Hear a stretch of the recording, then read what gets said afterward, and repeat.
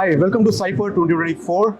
I am with Shashank, my very dear friend, co-founder and chief revenue officer at Sync.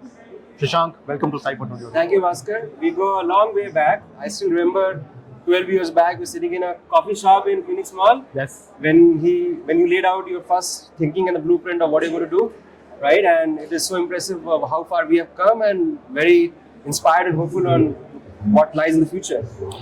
So I'll go to the same conversation that we had then. We met around 12 years back. Yeah. AIM was at an early stage, as similar to what Tridence was. Tridence was also at a very, very early stage. What do you think? What aspects made it grow to what it is right now? I believe it is one of the biggest boutique analytics firm, boutique AI firms with around 5,000 people, if I'm not wrong. Correct me where I'm wrong. From where we met 12 years back, starting from a room, to where we have grown as of now, what made it click?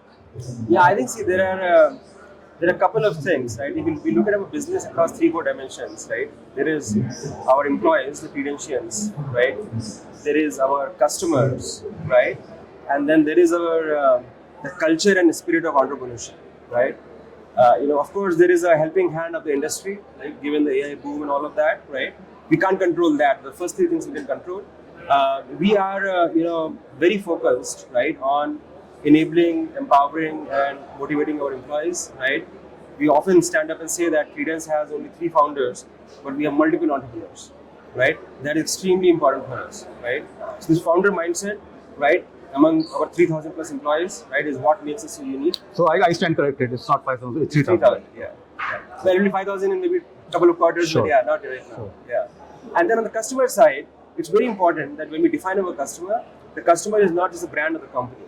The customer is the actual human being and the person, right, with who we are working, right? And that becomes very important because when that's the definition of the customer, right, then we do everything possible to make that individual win, right? And our customers love us for that, right? We have retained our customers over the last 10 years. We have, one customer has a record of introducing us to 6 different companies in the last 13 years, right? So those are a couple of things, right? The spirit of entrepreneurship as a culture, taking care of employees, bringing founder mindset, and knowing that the customer is the individual and making that individual win, right? Sure. Is how we have succeeded. I'm going to ask some of the very controversial and questions around the services industry right now. One of the things that everybody is talking about right now is that the boom of GCCs which are coming in India, right? So people are saying that, look, why do I even go to a third party? I can start my own thing in India.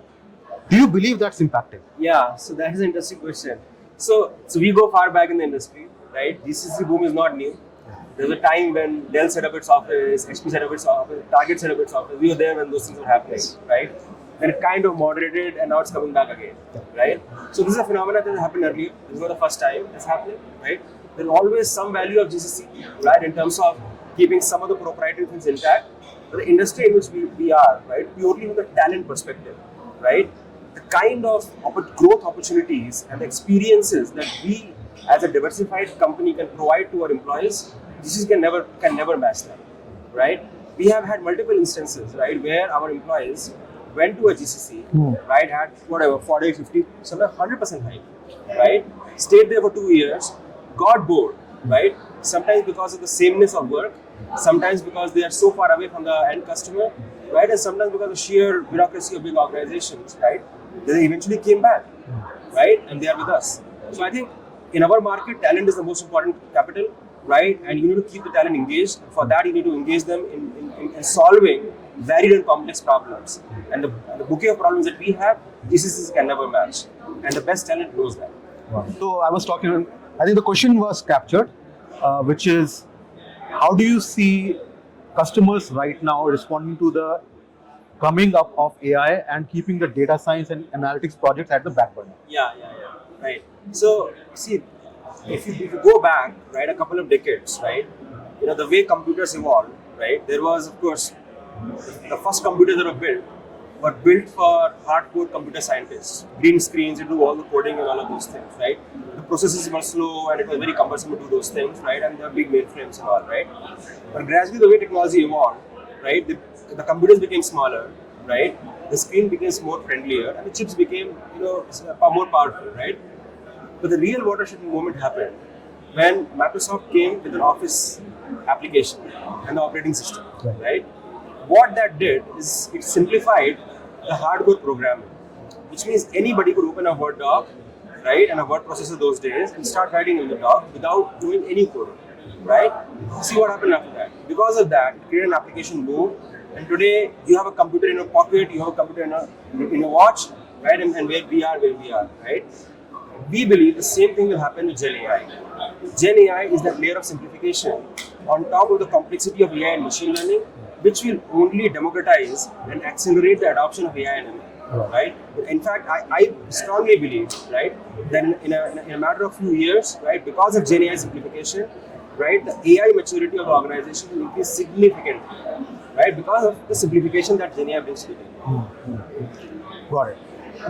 The other question is that what we are seeing also is that there is a lot of fear of jobs getting lost, especially in the coding Yes. area. Because look, you open up something called a cursor, which came out I think a month back. GitHub Copilot. Yes. There's tons of those tools are coming, and if you work on them right, Yes. they feel like magic. Yes. There's a recent news which came up with a fintech company called Klarna. They're saying that we have reduced our workflows by half, especially coders, just because we have started using AI. They have cut down on Salesforce, they have cut down on other tools. If that happens, and there's a fear, if that happens, the biggest impact would be on India. How much do you see that? Yeah, I think this has again happened earlier, right? This is what happened when RPA came in the BPO industry, the robotic process automation, right? And we thought that most of the BPO jobs would be at risk, right? Well, what has really happened is that the BPO has become more specialized, right? But BPO still exists. India is still a powerhouse of BPO, right? I think the outcome here is going to be very, very similar. Right? Yes, if the job of the coder is tightly defined, you code in a certain particular language, obviously that will get automated, and that's already getting automated, right? But see, understand, the question is why do we code? We code because we are solving some business problem, right?